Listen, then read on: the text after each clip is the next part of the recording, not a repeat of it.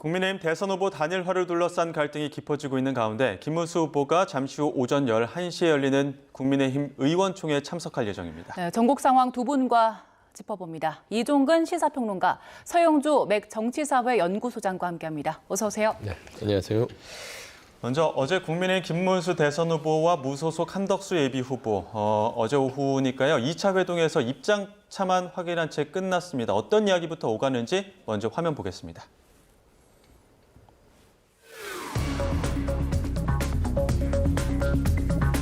제가 제일 좋아하는 국무위원이 있었습니다. 장관님. 최고.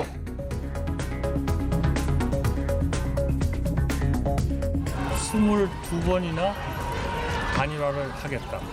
한덕수 후보와 단일화를 하겠다. 만약 이거 제대로 못 해내면 솔직히 말씀드리면 우리 후보님이나 저나 우리 속된 말로 바로 가버린다는 거 있죠. 한 후보님께서 출마를 결심했다면 당연히 국민의힘에 입당하시는 것이 여러 가지 성격으로 보나 또 앞으로 지향하시는 방향으로 보나 파탕할 거라고 생각합니다. 그런데 왜 안 들어오시고 밖에 계십니까? 그런데 왜 다 끝난 다음에 나타나셔서 왜 당신이 약속을 22번 했는데 안 지키냐 이렇게 청구서를 내미는 것은 청구서 아닙니다. 조금 문제가 아니에요. 청구서 아닙니다. 제가 어떻게 청구서를 내밀겠어요? 그래서 말. 두 사람의 주장이 어느 정도 좀 반복되는 면이 없지 않아 있었는데 일단 이종근 평론가께서는 어떻게 보셨습니까? 일단 어저께 그 회담은 중요한 죄송합니다. 중요한 퍼포먼스였습니다. 왜냐하면 한덕수 예비 후보만 하더라도 사실 국민들이 한덕수 후보가 왜 나왔는지 그리고 어떠한 꿈을 갖고 있는지 그리고 실제로 왜 무소속으로 나왔고 왜 단일화를 했는지 이런 부분에 대해서 구체적으로 알 수가 없었어요. 하지만 어저께 상황에서 지금 김문수 후보와의 그런 1시간 동안의 그 회담을 통해서 국민들이 알 수가 있었습니다. 아, 이 사람이 어떤 생각을 할 수 있는 어떤 생각을 하고 나왔구나. 그런 계기가 됐고요. 또 한 가지 중요한 점은 정치라는 건 협상이잖아요. 정치는 총을 들고 하는 어떤 전쟁이 아니잖아요. 그래서 모택동, 마오쩌둥이 이런 얘기를 합니다. 전쟁은 피 흘리는 정치고 정치는 피 안 흘리는 전쟁이다. 그러니까 정치라는 어떤 과정 속에서 말로 상대방을 설득시키는 과정, 그래서 갈등을 일으키는 어떠한 당사자들 또는 계층, 계급을 대신한 대의하는 그런 그룹들이 서로 간의 의견을 조율해 가면서 어떠한 목표를 달성하는 과정, 이게 정치라고 생각을 합니다. 그렇다면 고도의 정치 행위를 우리는 생중계로 봤잖아요. 그런데 문제는 결론적으로 말씀드리면 그 정치력이 없었다. 예. 그러니까 결과가 나와야만 합니다. 결과가 나와야만 하는데 양쪽 다 결과를 내기 위한 그런 이 회담이 아니라 자신의 입장을 국민들한테 알리려는 목적, 상대를 설득하려는 목적이 아니라 자신을 국민들에게 내가 지금 현재 이런 상황이다라고 조금 더 득점을 하려는, 좀 더 지지를 받으려는 그런 의도가 있었기 때문에 처음부터 안 되는 회담이었다라고 생각을 합니다. 정치는 협상이다, 피 흘리지 않는 전쟁이다라고 하셨는데 그럼 어제 이 모습을 지켜본 국민들은 어디에 더 점수를 줬을까요? 일단 점수를 줄 포인트가 없어요. 그냥 피가 철철 넘치고 있다. 그러니까 피가 나는 전쟁이다, 정치다 이런 게 아니라 정치도 없고요. 따지고 보면은 그래도 정당이라는 어떤 큰 축에서 지금 대선 후보, 중차대한 대선이라는 선거를 앞두고 이게 뭐 하는 건가? 라고 생각했을 거예요. 왜 그러냐면 공정과 어떤 민주적 절차가 사라진 지금 단일화의 과정들을 우리가 보고 있잖아요. 사실상 우리가 상식적으로 봤을 때 김문수 후보는 여러 시간 동안 절차를 거쳐서 5월 3일 날 국민의힘이 스스로 천명한 본인 자당의 대통령 후보라고 나섰고 결정을 했어요. 그러면 그 당시에 5월 3일 날 그 컨벤션에서 21대 대통령 국민의힘 대선 후보로서 그 김문수를 선출합니다가 아니라 잠정 후보로 선출합니다 해야 되죠. 그럼 한덕수 후보를 남겨놔야 되는 거 아닙니까? 근데 그러지 않고 최종 선출했다고 했거든요. 그리고 나서 지금 11일 안에 국민의힘 지도부가 이렇게 드러눕는 정도로 밀어붙여서 한덕수 후보와 단일화를 하는 거. 국민들은요, 뭐 국민의힘이든 민주당이든 다 따르지 않고 정치권의 정당의 운영 방식들을 지켜보는데 민주적입니까? 아니잖아요. 그래서 저는 이거는 단일화에 대한 평가 이제는 의미가 없다. 단일화의 효과 끝났다. 그래서 사실상 단일화는 끝났고요. 두 사람 간의 명분 중엔 김문수 후보의 명분만 남는 어제의 만남이었습니다. 예. 그러니까 내용은 우리가 보다시피 거의 뭐 고장난 농기처럼 한덕수 후보는 계속 22번 단일화 얘기하셨는데 왜 안 하세요? 약속 지키세요. 빨리 단일화하세요. 이 얘기였고 근문수 후보는 왜 안 들어오세요? 입당하시 왜 갑자기 나타나서 청구서 대미입니까? 이 얘기를 거의 1시간 넘게 계속 하더라고요. 예. 그랬잖아요. 네. 근데 이 여기에서 이제 김문수 후보가 가장 득점을 얻은 건 국민들이 다 봤잖아요. 아, 김문수 후보가 단일화를 하려고 하는구나. 이렇게 만나고 단일화에 대해서 의지가 없는 게 아니구나. 라는 거를 보여줬으면 김문수 후보는 끝난 겁니다. 저는 그런 의미에서 어제 한덕수 후보가 김문수 후보가 깔아놓은 판에 들어와서 예. 역시 정치 경험이 없는 사람답게 당했다라고 예. 평가할 수밖에 없습니다. 뭐가 가장 걸림돌일까요? 시기죠. 시간이에요. 예. 제가 보기에 뭐 방법은 한덕수 예비 후보 측에선 모든 방법을 다 일임하겠다. 알아서 후보와 당이 알아서 결정해달라고 하니까 방법에 대해서 이견이 있는 건 아닌데 결국은 한덕수 후보가 사실 전략적으로 미스한 게 11일 이후에는 자기는 안 하겠다라는 말을 미리 전제하고 어저께 전제를 하고 1차 회담하고 그다음에 또 2차 회담을 한 게 문제였어요. 예. 그게 김문수 후보는 그 부분을 딱 잡아서 아니 안 하시겠다고요? 정치인이라면 자신의 어떤 꿈을 보여야 되는데 나는 이렇게 하면 안 하고 저렇게 하면 안 하고 이런 식의 어떤 표현들이 있잖아요. 아니 그게 아니라 나는 정말 국민을 위해서 나왔고 나라 누란 위기를 극복하기 위해서 나왔다면 어떠한 상황이든 끝까지 나는 정치행위를 하겠다. 그래서 후보 단일화 과정을 하든 안 하든 나의 의지는 이렇다. 이렇게 전제를 하고 협상을 해야 되는데 11일 이후에는 안 하겠습니다. 라는 어떤 전제 때문에 아니 11일 이후에 안 하시겠다면 왜 나오셨습니까? 라는 도리어 공격당하는 어떤 상황이 돼버렸습니다. 그러면서 일주일 있다 하자 하고 일주일을 이야기하고 이쪽에서는 한덕수 후보 측에서는 11일까지 꼭 무조건 해야 된다. 오늘 내일 하자라고 얘기했고 그러니까 이 시기의 어떤 문제인데 결국은 좀 들여다보면 지지율이 자신한테 유리한 방향으로 사실 시기를 얘기하는 거예요. 한덕수 후보 측에서는 지금 당장은 앞서고 있다라는 것이고 김문수 후보 측에서는 한덕수 후보가 사실 정치 초보잖아요. 그러다 보면 지난번 호남에서 보여줬던 그런 그러니까 미스테이크 할 수 있는 점수를 잃을 수 있는 그런 상황들이 계속 연출될 가능성이 크고 그러다 보면 일주일 정도의 선거 운동을 해보자. 실질적으로 그래서 그런 어떤 선거 운동을 한번 평가받아보자 하는 건 그 이후에는 자기가 앞설 수 있는 어떤 확신이 있거든요. 그러다 보니까 시기가 곧 자신의 어떤 지지율, 여론조사를 하든 뭘 하든 지지율에 연동된다 하는 자신의 어떤 이익이 지금 맞물려 있기 때문에 서로 양보를 못하는 상황이 돼버렸죠. 네, 말씀하신 대로 이제 각자 유리한 시기를 좀 보고 있는 건데 한덕수 예비 후보 같은 경우에는 단일화를 할 건데 왜 이번 주에는 못하냐, 이거 사실상 거부하는 거 아니냐 이렇게 계속 몰아붙이기도 했거든요. 그러니까 몰아붙이는 게 정치를 몰라서 그런 거예요. 정치라는 게 사실상 이제 뭐 김문수 후보 편을 들고 말 것도 아니고요. 이 단일화의 과정 자체는 기본적으로 절차와 과정들이 국민들 보기에도 감동과 효과가 있어야 됩니다. 근데 5월 3일 날 김문수 후보가 자당 후보로서 국민의힘의 대표 선수가 됐는데 11일에 국민의힘의 후보를 바꿔버려요. 밖에 있는 개인을 데려다가. 이게 납득이 안 되는 단일화거든요. 뭐냐면 우리가 그 국민의힘의 대선 경선 치러질 때 부전 선수가 대기하고 있는 거 아니야라는 우리가 좀 어떤 좀 희화하는 어떤 비유를 했으나 정말로 기다리고 있던 거 아니겠습니까? 그렇게 되면.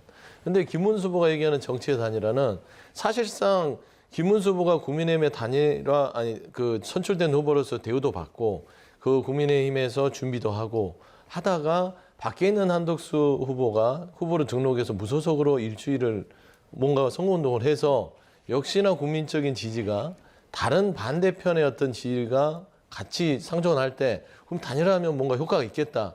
이러기 위해서 단일화를 이뤄나가자는 이런 따지고 보면 정치 ABC를 얘기한 거예요. 근데 지금 한덕수 후보 측은 지금 그 뒤에 국민의힘의 지도부가 있기 때문에 뭐 그렇게 얘기를 하는지 모르겠으나 그냥 아빠 백 믿고 나 빨리 나한테 후보를 줘, 날 임명해줘 이런 느낌이거든요. 예. 그래서 저는 이게 김문수 후보 입장에서는 억장이 무너질 수 있으나 한덕수 후보도 저런 식의 이 정치 접근 방식은 국민들이나 여러 어떤 사람들에게 상식적인 득점 포인트는 안 되고요. 한 가지 우려스러운 건 한덕수 후보가 평생을 임명직 고문했잖아요. 예. 근데 대선 후보조차도 임명받으려고 하는 느낌. 그래서는 안 된다. 예, 자 지금 잠시 속보가 들어와 속보 한 가지 전해드리겠습니다. 지금 전국 대법관 그 대표 회의가 개최하기로 결정이 됐다는 소식이 들어왔습니다. 그 이재명 민주당 대선 후보의 공직선거법 위반 사건 그리고 상고심 절차, 민주당의 사법부 독립성 훼손 등을 논의하기 위한 전국 법관 대표 회의 개최 여부가 어제 오늘 결정이 될 것이라는 소식이 전해지고 있었는데 지금 방금 개최하기로 결정했다는 소식이 방금 전에 들어왔습니다. 네, 전국 법관 대표 회의는 그 전국 각급 법원 대표 판사들이 참석하는 회의체인데요.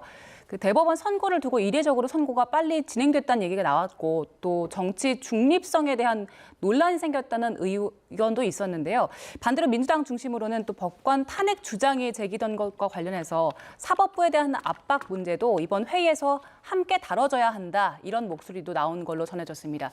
저희가 이 문제에 대해서는 잠시 뒤 기자 연결해서 알아볼 수 있으면 조금 더 자세히 전해드리겠습니다. 예, 다음 소식도 재담 이어가도록 하겠습니다. 말씀하셨던 그 한덕수 후보의 출마 배우설 네. 혹은 출마 기획설 이런 이야기도 또 나오는 이유가 김문수 후보, 한덕수 후보 누가 대선판으로 끌어냈나 또 홍준표 전 시장 같은 경우에는 암약하고 있던 배후 세력이 있다 이런 이야기를 하고 있거든요. 여기에 대해서는 어떤 의견이십니까? 그렇죠. 그걸 주장하는 측에서는 3년 동안 이 당이 보여준 패턴과 똑같다 이런 이야기를 해요. 뭐 이준석 개혁당 개혁신당 후보도 그런 이야기를 했는데 돌아보면 그렇게 주장할 만한 그런 추정될 수 있는 정황도 있어요. 이를테면 이번 그 단일화 과정이 너무 인위적이라는 거예요.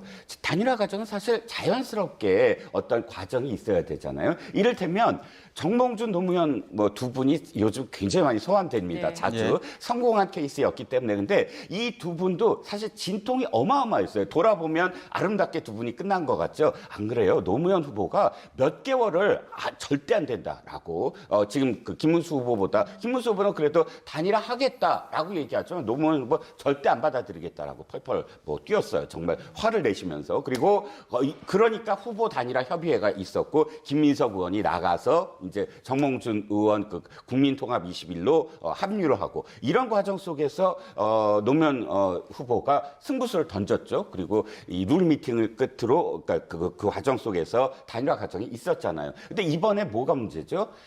양쪽 후보가 동의하는 절차가 있어야 돼요. 지금 경선 과정에 8명의 후보, 11명의 후보가 전부 고개를 끄덕이고 합의를 했기 때문에 그 과정을 치러낸 거잖아요. 그렇다면 어떠한 후보 단일화나 어떠한 경선이나 어떠한 과정도 그 당사자들이 룰 미팅을 해야 돼요. 어떤 여론조사를 2번 한다거나 한 번 한다거나 여론조사 기간을 4개 한다거나 1개 한다거나 이런 과정들이 충분히 있어야 수긍을 하는 과정 속에서 결론이 나지 않습니까? 그런데 선수들이 있는데 심판이 알아서 아니야 괜찮아 넌 이쪽은 이쪽 골 뗐어 이쪽 골 뗐어 너 당신이 먼저 공차 이렇게 해버리면 양쪽 그 선수단이 뛰어들겠습니까? 못 뛰어들잖아요. 지금 그렇게 인위적으로 했기 때문에 이전 과정에서 기억하시지요? 김기현 의원을 당대표로 만드는데 당시 김기현 의원이 3%예요, 지지율을. 그런데 굉장히 인위적인 과정들이 있었잖아요. 연판장 돌리고 나경원 저출산 부위원장을 고령화 저출산 부위원장을 강제로 뭐 좀 이렇게 낙마시키고 하는 어떤 과정들 그러면서 이제 뭐 김장연대 등등을 통해서 김기현 후보 그러니까 의원이 당대표가 되는 과정. 근데 이번에도 굉장히 그런 과정, 인위적인 어떤 과정으로 보여지는 거예요. 최소한 지도부가 더 후보를 인정을 하고 김문수 후보를 인정하고 그런 김문수 후보로부터 이러이러한 어떤 단일화 과정을 하려고 하는데 의견을 달라 이런 어떤 절차적인 어떤 정당성을 획득할 수 있는 과정. 예전에 이 당대표 끌어내리고 비대위원장 끌어내리고 하는 과정들이 소환 안 됐을 거거든요. 그게 소환이 되면서 이건 어떤 목적을 갖고 인위적으로 이런 과정들을 지금 억압적으로 강압적으로 좀 하고 있다라는 얘기가 그래서 나오는 거죠. 네, 김문수 후보가 이렇게 한덕수 예비 후보와도 어제 뭐 회동을 이어갔지만 당과 지도부와도 이야기를 계속 이어갔는데 당이 제안한 단일화 일정을 거부하면서 갈등은 점점 더 고조되고 있습니다. 각자 어떤 입장인지 들어보겠습니다. 단 0.1%라도 더 경쟁력이 있는 후보를 찾아서 힘을 모아 이재명 독재를 막아내자는 것입니다. 우리 진영의 단일 후보에게 기호 2번이라는 강력한 무기를 줘야 이재명 세력에 맞서 싸울 수 있기 때문입니다. 김덕수가 유일한 필승 카드라고 선언하시지 않았습니까? 그 약속이 바뀌면 정치의 신뢰도, 지도자의 명예도 무너질 수밖에 없습니다. 잘 아시다시피 이 선거운동 대선의 경우에 있어서는 500억이 넘는 비용을 쓰도록 돼 있습니다.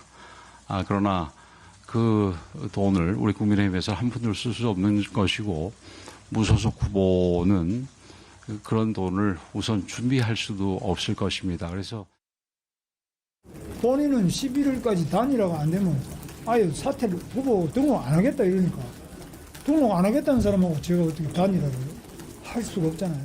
전 세계 정당의 역사상 이런 일이 있습니까? 공식 후보를 뽑자마자부터 그 다음에 단일 당에 있지도 않은 사람 바깥에 등록도 안 한 사람 보고 단일화 하라는 이런 일이 있었습니까? 이게 이해가 갑니까 여러분? 네, 김문수 후보가 이제 잠시 뒤 11시에 열리는 네. 국민의힘 의원총회에 참석을 한다고 하는데 여기서는 좀 의견의 진전이 있을까요? 없죠. 11시에 의총에 가는 이유는 지금 현재 국민의힘 지도부가 해당 얘기를 하고 있다라는 주장을 할 가능성이 높습니다. 왜 본인들 이 당에서 당원들이 선출한 나를 지지하지 않고 나와 싸우냐? 그리고 무소속인 한덕수 후보를 위해서 권영세, 권선동 지도부는 뭐 하는 거냐? 이런 부분에 대한 지적들이 있을 것이고요. 그리고 지금 그 후보와 논의가 되지 않는, 김문수 후보와 논의가 되지 않는 여론조사 지금 돌고 있고, 오늘 오후 4시에 발표가 되잖아요. 그 부분에 있어서도 나와 의논 없이 후보와 어떤 입장에 대한 조율 없이 그거를 강제적으로 돌렸기 때문에 그거를 멈춰라. 라는 주장들. 좀 강하게 본인의 당무 우선권을 주장하면서 아마 지도부의 해당 행위에 대해서 지적하고 징계까지도 고려해야 된다라는 말이 오갈 것 같아요. 예. 그래서 저는 오늘 아마 의총은 상당히 파열음이 예상이 되고요. 근데 사실상 제가 이제 자료분들이 쭉 나갔는데 권선동 원내대표도 지금 단식을 하고 있고 권영세 지금 비대위원장도 한덕수 후보 데려와야 된다는 식으로 얘기를 하잖아요. 네. 근데 도대체 국민의힘 지도부는 어떤 후보가 진짜로 그들의 마음속의 후보일까요? 라는 생각을 갖게 되잖아요. 근데 최소한 지금 현재 공권, 쌍권 지도부가 지혜롭게 대처를 한다면 최소한 5월 3일 날 배출한 김문수 본인의 후보를 잘 달래고 대우를 해주면서 단일화해야 되는 게 맞지 않겠습니까, 후보님? 설득하는 과정이 있었으면 이런 파열음이 안 났을 거라고 저는 생각해요. 근데 5월 3일 당선되자마자 자, 한덕수 후보랑 단일화하세요. 라고 들어오니 이게 너무 폭압적이고 강압적이기 때문에 김문수 후보가 가지고 있던 저항의 DNA를 건드린 거죠. 이 김문수 후보 산전수전 다 겪은 분이잖아요. 예전에 노동운동 할 때도 보안사에 끌려가서도 어떤 것도 불지 않고 버텼던 분입니다. 그런 저항의 힘이 있는 분이에요. 그러면은 이 분을 힘으로 억눌러서 이길 수 있다고 생각한 자체가 오판이고요. 저는 사실상 우리 대한민국 정당사에서 저런 국민의힘의 쌍권 지도부의 모습 다시는 나타나서는 안 된다고 생각합니다. 왜냐하면 헌법 8조의 이 정당에 대한 규정, 정당은 조직과 활동이 민주적이어야 한다라고 하는데 이거는 전혀 민주적이 아니라서요. 오늘 11시 김문수 후보의 또 따지고 보면 작심 발언이 예. 또 뉴스가 될 것 같습니다. 지금이라도 그 당 지도부에서 소통하는 방식을 좀 바꾼다면 그러면 어느 정도 협상의 여지는 있겠습니까? 자, 이제 협상의 여지가 없어지는 게 시기예요. 제가 다시 말씀드리지만. 왜냐하면 지금 이제 화요일이잖아요. 그러니까 11일이라는 게 며칠입니까? 일요일 아닌가요? 예, 네. 맞아요. 예, 토요일, 일요일. 예. 자, 일요일까지 하려면 지금 여론조사를 하고 있는데 이 여론조사를 중단시키면 어떻게 되죠? 단판이 있어야 돼요. 그러니까 여론조사 말고 누군가 양보하는 모양새가 돼야 11일이 가능합니다. 지금 권영세 비상대책위원장이 이렇게 얘기했어요. 후보에게 기호 2번을 줘야 하고 500억이라는 돈을 우리 당에 있지만 무소속한테는 줄 수가 없다. 이렇게 얘기하잖아요. 이거는 뭘 전제로 해요? 한덕수 후보를 전제로 하는 거예요. 한덕수 예비 후보, 즉 이 당에 있지 아니한 사람을 전제로 하고 얘기를 하잖아요. 그러면 이 당 지도부는 무조건 한덕수 후보가 돼야 된다라는 거 전제로 해야 이런 이야기가 가능하지 않습니까? 그러면 다시 앵커 말씀을 제가 다시 결론을 내리면 이거예요. 이미 지도부도 넘지 말아야 될 선을 이미 넘어버린 거예요. 지금 현재 뒤돌아갈 수가 없어요.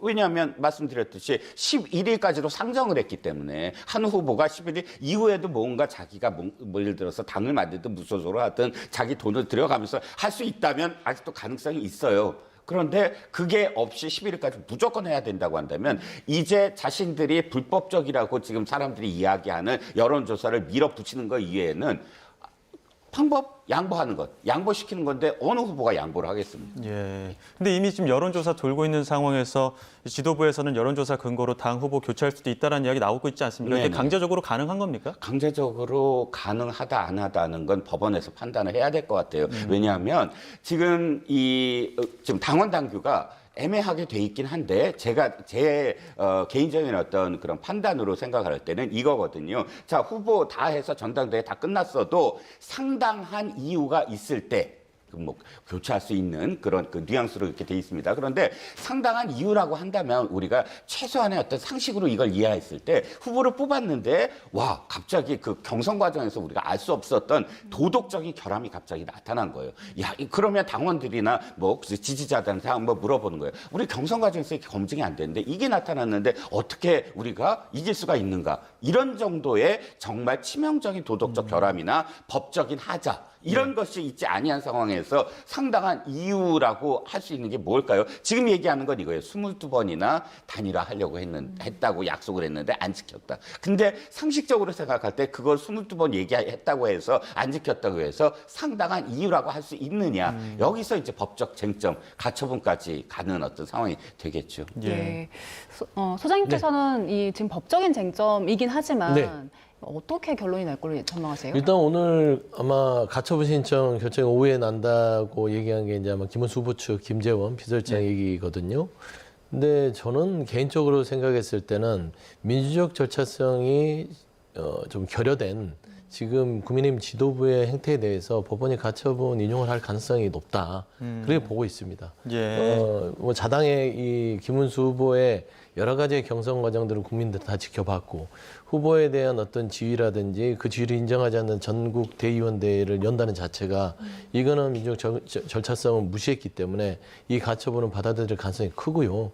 그렇게 됐을 때는 이미 국민의힘은 대선을 치를 만한 동력을 상실했다고 보는 게 좀 어쩔 수 없는 어떤 현실인 것 같아요.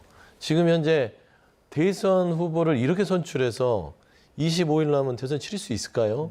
그 상흔이 치유될 수 있을까요? 저는 전형적으로 이 지도부가 국민을 망쳤다.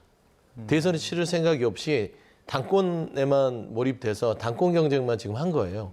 한덕수 후보 데려다가 본인들이 다루기 쉬운 그리고 정치적인 부분에 있어서 좀 많이 그 한덕수계가 될 이유가 없잖아요. 근데 김문수 후보가 되면 김문수 계가 생길 거란 말이에요. 그러면 당 지도부 차원에서는 버겁죠. 그래서 저는 이 한덕수 후보를 당원도 아닌 한덕수 후보를 끌려다가 지도부가 이렇게 정말 당을 망치는 결정들을 하고 있다는 측면에선 참 안타까운데 저는 법원이 김문수 후보 측에 손을 들어줄 가능성이 매우 높다라는 점에 저는 좀 주목하고 싶습니다. 예, 김문수 후보 측 가처분 이제 두 가지를 냈는데 그 여론조사 정지해달라는 가처분은 이르면 오늘 나올 것이라는 예측들이 있고요. 또 본인의 대선 후보 지위를 확인해달라면서 또 법원에 가처분 신청도 낸 상태입니다. 국민의힘 대표를 지냈던 이준석 개혁신당 대선 후보도 관련 언급을 했는데요. 어떤 이야기를 했는지 들어보겠습니다. 저는 도대체 이 쌍권이라고 불리는 국민의힘 지도부가 왜 이렇게 윤석열 대통령과의 끈을 놓지 못하느냐라는 생각을 하고요.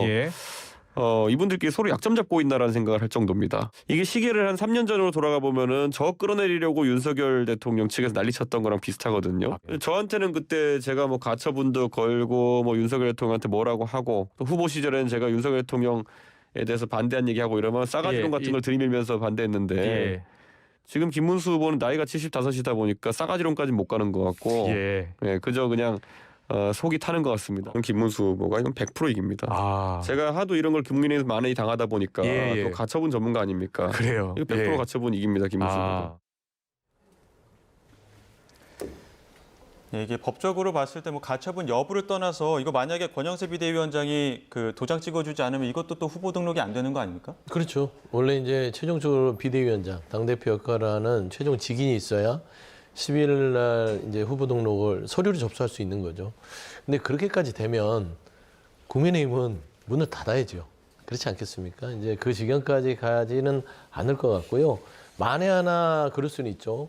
가처분이 된다 하더라도 가처분의 내용 정도를 보완해서 현재 진행되는 여론조사와 전국 대의원대와 전당대회를 비대면으로 실시해서 강행 처리한다면 그냥 김문수 후보의 의견을 묵살시켜버리고 두 지도부가 어차피 지금 사퇴를 기본으로 이걸 밀어붙이고 있거든요.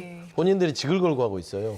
그렇기 때문에 저는 이 지도부가 여론조사를 어떤 기화로 증빙으로 해서 내세워서 한덕수 후보를 등록할 가능성도 배제할 수는 없다. 그래 보입니다. 만약에 정말 이런 최악의 상황까지 가게 되면 우리가 투표용지 받았을 때 기호 2번이 아예 공란으로 남는 거잖아요. 그런데 지도부에서는 왜 이런 이야기까지 나오는 상황을 이렇게 끌고 왔을까요? 기호 2번으로 공란으로 안 되죠. 그러니까 다시 지금 그 소장님이 하신 말씀대로 한다면 무조건 기호 2번을 한덕수 후보로 채우려고 하는 것이고 김문수 후보 측에서 바라봤을 때는 예를 들어서 마지막에 25일 다음 주에 단일화를 해서 한덕수 후보가 되더라도 기호 2번 공란이 되고 이제 9번이나 10번으로 할 수 있다. 뭐 이런 스토리인데 결국은 저는 이제 소장님이 말씀하신 두 그 케이스 있지 않습니까? 하나는 아예 직위는 안 찍어주는 것과 하나는 그냥 밀어붙여서 한덕수 후보를 지금 그 2번으로 만들고 그다음에 교체해버리는 것. 이 두 가지를 지도부가 했을 때 국민의힘은 그냥 자멸하고 공멸하는 겁니다. 지금 내부에서도 지지자들끼리 엄청나게 다투고 있어요. 김문수 후보의 지지자들이 굉장히 결집하고 있는 모양새거든요. 그러니까 그런 속에서 만약에 김문수 후보를 이렇게 강제적으로 제외시키는 어떤 결정을 했을 때 과연 투표율 그러니까 그 실질적으로 투표장에 나가는 것을 그 상실해 버리는 내가 정치 효능감, 내가 원하는 어떤 후보를 강제적으로 저렇게 배제했을 때 난 투표장 안 나가고 말지 이런 사태가 벌어지게 될 것이거든요. 워낙 이 전례가 없는 상황들이 반복되다 보니까 좀 기발하다고 해야 될까요? 다른 아이디어들도 나왔어요. 윤상현 의원이 국민의힘 의원 20명 탈당해서 소속 만들어서 한덕수 후보를 대선 후보로 만드는 방안. 이건 어떻게 보십니까? 그것도 가능성이 없진 않으나 시간이 부족하지 않을까. 후보 등록이 5월 10일까지잖아요. 지금 윤상현 의원이 20명을 소집을 하고 논의를 하고 밖에 나가서 어떤 당에 대한 어떤 등록을 하고 하는 것들이 빨리 해도 물리적으로는 쉽지 않을 것 같아요. 예전에 이제 친박연대가 나올 때는 그래도 한 2주에서 거의 3주 가까이 구성을 해서 총선 때 후보를 뭐 이렇게 배출하긴 했거든요. 근데 이제 이런 상황들을 보면 이미 국민의힘 지도부나 많은 의원들이 한덕수 차출론이 나올 때부터 많은 준비를 하지 않았느냐라고 추측할 수 있는 것이죠. 근데 공당으로서 정상적인 어떤 상황은 아닌 거는 같아요. 예를 들어서 최소한 지금 홍준표 전 대구시장이 그래도 후보로서 국민의힘 대선 경선에 뛰었고 그 누구보다도 당의 사정을 잘 알 거 아닙니까? 근데 탈당하고 나서 지금 홍준표 전 대구시장 입에서 무슨 얘기가 나옵니까? 이 모든 이 사단은 한덕수 후보의 차출부터 시작해서 두 사람, 공무원 같아요. 제가 봐서는 페이스북에. 이 두 사람이 윤석열 전 대통령을 데려왔을 때부터 시작됐다. 이번엔 또 한덕수를 데려왔구나, 이 두 사람이. 그리고 윤석열 전 대통령이 있다라고 얘기를 하거든요. 결국에는 지금 쌍권 지도부가 사심을 가지고 당을 운영한다는 것이고 결국에는 국민의힘의 어떤 큰 정당의 앞길 이건 생각하지 않고 오늘 우리가 살아야 되고 우리가 오랫동안 준비해온 그리고 그 이면에 윤석열 전 대통령과 그들 간의 모종의 여러 가지의 치밀한 기획이 지금 진행되고 있다는 측면에서는 좀 죄송스러운 말이지만 국민의힘의 대선의 어떤 출발과 동시에 끝이 날 수 있는 그런 상황까지 치달았다 좀 평가하고 싶습니다. 맥 소장님께서는 현실적으로 그 물리적인 시간에서 좀 어려움이 있을 것이다라고 하셨는데 20명 이상이 한덕수 예비 후보를 위해서 탈당을 할 가능성도 있다고 보세요? 자, 그게 어떤 케이스냐면 반기문 사무총장 케이스예요. 반기문 사무총장이 이제 정치를 하려고 돌아올 때 이 한나라당, 그러니까 새누리당이었나요? 이 계열 정당에서 30명이 나갈 준비를 하고 있었어요. 성일종 의원을 포함해서 충청 의원, 전진석 당시 의원이었어요. 충청 의원들을 중심으로 해갖고, 왜냐하면 반기문 총장이 충청 출신이거든요. 해서 탈당을 해서 당을 만들겠다. 그래갖고 당을 만들고 단일화를 하든 뭘 하든 하겠다라고 해서 이렇게 그 결집을 하고 있었거든요. 이게 왜 필요하냐면 선거 자금이 나와요. 20명이 교섭단체가 됐잖아요. 네. 교섭단체부터 어마어마하게 어쨌든 선거 보조금이 나갑니다. 그러니까 돈 걱정 안 해도 되고 20명이라는 조직을 가동할 수 있고 그러니까 가능하다라고 윤상현 의원이 얘기했지만 불가능한 게 두 가지. 하나는 시기 말씀하셨지만 그러니까 당을 창당하는 건 전국적인 어떤 조직이 있어야 되고 다다 주비위가 만들어져야 되고 창당 대회가 있어야 되고 이 과정이 아무리 빨리 해도 10일 이내로 안 돼요. 그러니까 그 시기가 굉장히 좀 늦었고 자, 두 번째는 의원들이 눈치를 보기 시작했어요, 이제. 그러니까 완전히 오늘 11시에 한번 보시자고요. 얼만큼 김문수 후보를 막 공격할 수 있나. 왜냐하면 전체적으로 봤을 때 여론이 안 좋아요. 당 지도부에 대해서 지금 굉장히 비판적이고 두 번째는 그렇다고 해서 한덕수 후보가 가장 중요한 게 지지율이 굉장히 높아야 돼요. 그러니까 지금 그 김문수 후보보다 월등히 격차를 벌리거나 이재명 후보의 오차범위 내로 근접하거나 이런 지지율을 갖고 있다고 한다면 의원들이 20명이 아니라 50명도 탈당할 수 있어요. 근데 현재 지지율은 앞선 것처럼 보이긴 하지만 도찐개찐 크게 차이가 나지 않고 한덕수 후보의 지지율이 박스권으로 갇혀 있거든요. 꽤 오랫동안. 그러다 보니까 지금 의원들이 눈치를 보고 이게 앞으로 어떤 판이 어떻게 지금 변할지 모른다. 예측 불가능하다라고 해서 20명 탈당을 실제로 윤상현 의원이 의원 쪽에서 얘기했는데 동조하는 사람들이 별로 없었다라는 거 아닙니까? 전 탈당할 가능성이 없어 보입니다. 예.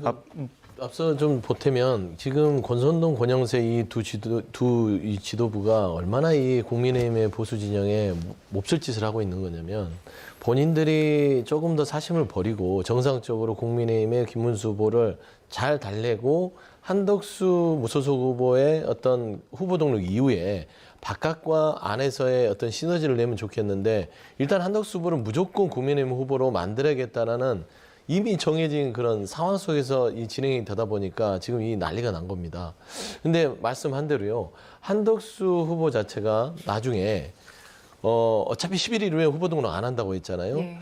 나중에 본인들 뜻대로 한덕수 후보가 아예 이 정치권에서 뭐 사라진다면, 그러니까 아예 그냥 뭐 대권을 포기한다면 김문수 후보를 지원할 수 있겠어요? 그래서 제가 대선이 끝났다고 보는 겁니다. 지도부와 후보 간의 신뢰가 이미 깨졌잖아요. 그리고 의원들 20명도 탈당하겠다고 지금 대기한 상황이잖아요. 그러면 솔직히 얘기하면 이거는 국민의힘은 이미 대선 준비를 할 수 있는 여건은 끝났다. 예. 왜 그러냐면 25일 남았잖아요. 예. 옛날 대선 같으면 한 8개월, 10개월이 있기 때문에 이런 진통이 허용이 됐습니다. 근데 25일 남은 상황, 내일이면 24일 남을 거예요. 어떻게 할 거예요?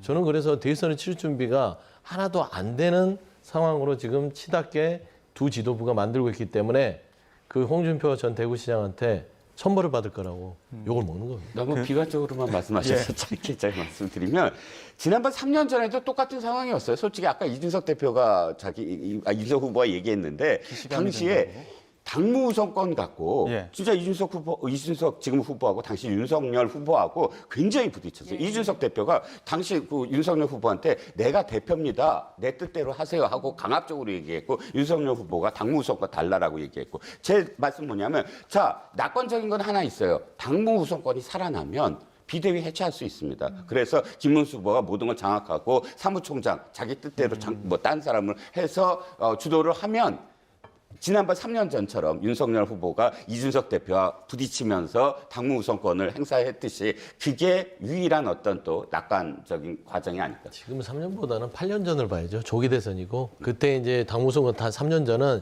시간이 길었기 때문에 제가 그 말씀을 드리는 겁니다. 예, 예. 민주당 이야기도 조금 해보겠습니다. 어쩌면 지금 한덕수 후보와 관련된 이야기겠지만 민주당이 한덕수 예비후보 허위사실 공표 등 혐의로 고발했는데 이거 지금 개정을 추진하고 있는 법안을 두고 고발을 하다 보니까 이 부분과 관련해 좀 비난이 나오는 것 같아요.